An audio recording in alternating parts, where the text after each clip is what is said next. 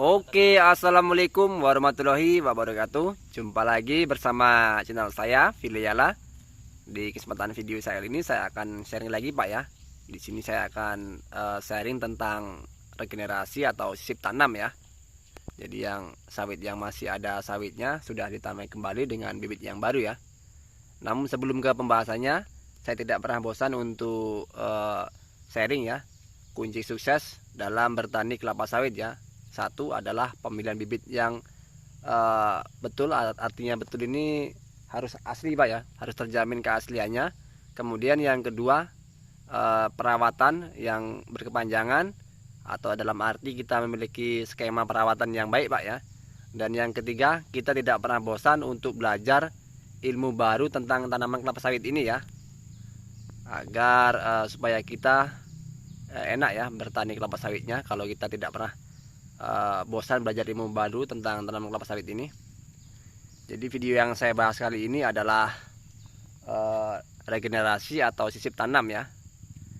Saya sebenarnya sangat takjub sekali melihat kebun ini. Karena apa? Karena memang sawitnya masih usia sangat relatif muda ya, tapi sudah diganti oleh bibit yang baru ini. Bisa dilihat Pak ya, ini sawit masih kira-kira berumur kurang lebih 10 tahun Pak ya. Ini saya di perjalanan dan melihat perkebunan ini, saya mampir Pak ya. Jadi biasanya ada dua opsi Pak ya, kenapa sawit yang masih muda seperti ini sudah diganti dengan bibit yang baru atau regenerasi.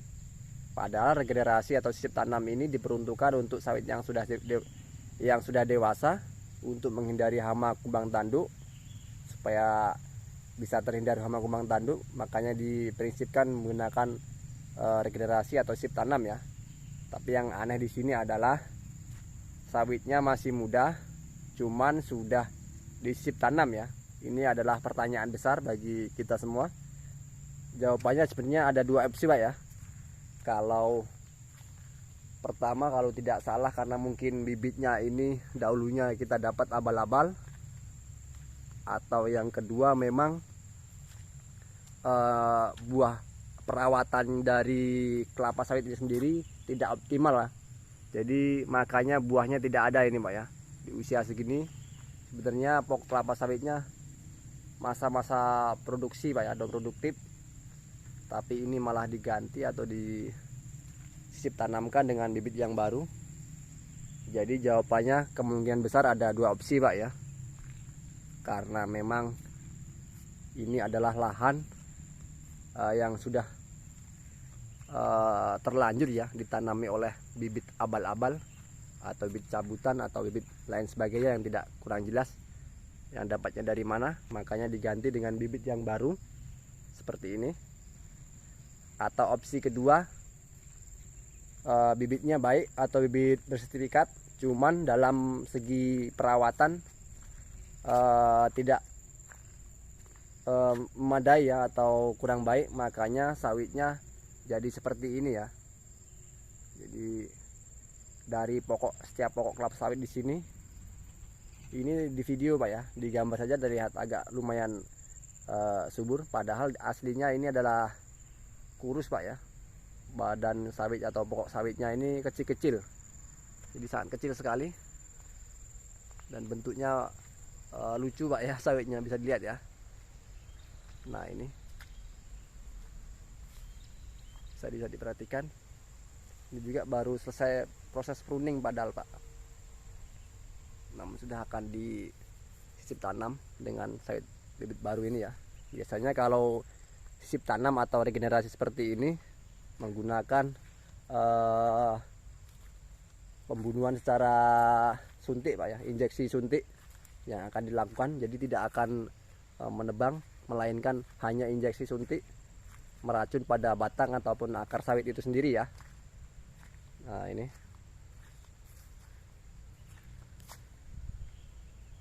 bibitnya seperti ini yang akan ditanamkan di perkebunan ini. Jadi untuk rekan-rekan pembudidaya tanaman kelapa sawit, ini bisa menjadi sebuah pelajaran ya. Perjalanan pertama adalah kita harus benar-benar jeli ya, atau benar-benar memastikan ya keaslian bibit yang hendak kita tanam. Jika tidak ingin seperti ini jadinya ya. Ini sawit masih bener-bener muda Pak ya, umurnya sekitaran 10 tahun kurang lebihnya. Ini saya di bawah pohonnya makanya kelihatan tinggi. Aslinya sangat pendek dan kemudian dari pokok sawitnya ini sangat kecil Pak ya. Nah, ini sebenarnya sangat pendek sekali, masih pendek Pak ya. Nah, jadi kita harus pastikan dulu Pak ya, jika hendak membeli bibit kelapa sawit pastikan keasliannya bibit yang kita dapat. Jadi tidak akan seperti ini jika kita tanam nanti ya. Atau opsi kedua ya, perawatan atau pemupukan yang kurang teliti atau kurang baik ya dalam perkebunan ini, makanya seperti ini. Jadi untuk para petani kelapa sawit jangan hanya sekedar menikmati hasil tapi tidak memperhatikan cara perawatan dan pemupukannya ya. Jadi sangat penting sekali bagi seluruh petani kelapa sawit, jika hendak bertani kelapa sawit harus bisa ya memiliki skema pemupukan dan perawatan yang baik agar pertumbuhan di kelapa sawit kita maksimal ya, performa dari kebun kita maksimal seperti yang apa kita harapkan. Jadi tidak asal tanam saja kemudian kita biarkan hanya menikmati hasilnya saja, itu akan berbuah sia-sia ya, akan seperti ini. Sawit kita akan tidak terurus. Jadi apabila kita sudah memiliki niat untuk berbudidaya tanam kelapa sawit atau bertani kelapa sawit, jangan separuh-paruh Pak ya, jangan tanggung-tanggung Pak ya. Kita harus benar-benar mempunyai niat tinggi ya dalam menyikapi atau menjalankan profesi menjadi petani kelapa sawit. Jadi jika waktunya pemupukan, bagaimana caranya kita harus lakukan segera. Kemudian jika waktunya sudah perawatan gulma, kita lakukan perawatan gulma agar kebun kita tampak bersih dan mudah ya untuk kita merawatnya dalam perkebunan ini atau perkebunan kita. Jadi jangan hanya menikmati hasilnya saja, tidak mempunyai skema ya yang baik dalam perkebunan kita. Kita harus memiliki skema yang baik dalam perkebunan kita.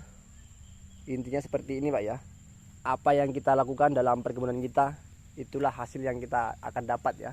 Jadi jika kita melakukan dengan baik, mudah-mudahan performa dari perkebunan kita akan baik juga ya. Tapi jika kita melakukan dengan asal-asalan atau acuh ya, jadi hasilnya pun akan seperti ini ya, kurang menjadi apa yang kita harapkan ya. Sawitnya terlihat kurus, kemudian performa buahnya kurang baik, buahnya kecil-kecil dan sebagian banyak yang tidak berbuah. Itulah masalah dari perkebunan yang mempunyai bibit abal-abal ataupun tidak terurus ya. Ini belum lama di pruning sepertinya. Oke Bapak, tidak banyak yang bisa saya sampaikan lagi. Mudah-mudahan dalam video ini ada motivasi, ada ilmu, ada poin-poin penting yang bisa Bapak dapat ya, sehingga bermanfaat. Jadi untuk terakhir kalinya saya ingatkan untuk rekan-rekan di rumah, jika hendak menanam bibit kelapa sawit, persiapkan dengan matang. Kemudian pemilihan bibit yang benar-benar terjamin keasliannya ya, jangan sampai bibit abal-abal yang kita dapat. Kemudian kedua, kita tidak pernah bosan untuk belajar ilmu baru tentang tanaman kelapa sawit. Dan yang ketiga, kita melakukan perawatan berkelanjutan atau memiliki skema ya dalam segi perawatan dan pemupukannya. Oke, cukup sampai di sini video yang saya bisa buat. Assalamualaikum warahmatullahi wabarakatuh.